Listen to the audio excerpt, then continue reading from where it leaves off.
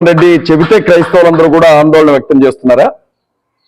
జగన్మోహన్ రెడ్డి పార్టీకి మాకు ఏంటమ్మా సంబంధం?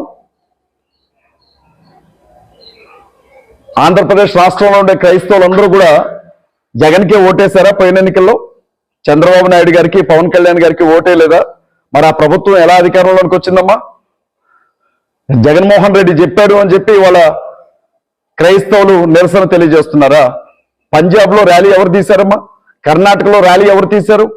తమిళనాడులో ర్యాలీలు ఎవరు తీశారు? తెలంగాణలో ర్యాలీలు ఎవరు తీశారు? మీ అన్న జగన్మోహన్ రెడ్డి అంటే ఈ పక్క రాష్ట్రాల్లో ఎవరికి తెలుసమ్మా?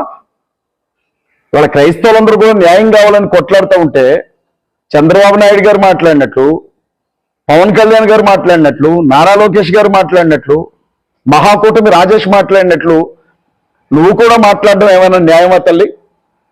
చేతిలో బైబిల్ పట్టుకొని తిరగటం కాదమ్మా. క్రైస్తవ సంఘం అంతా కూడా కష్టకాలంలో ఉన్నప్పుడు క్రైస్తవులకు అండగా నిలబడాల్సింది పోయి క్రైస్తవ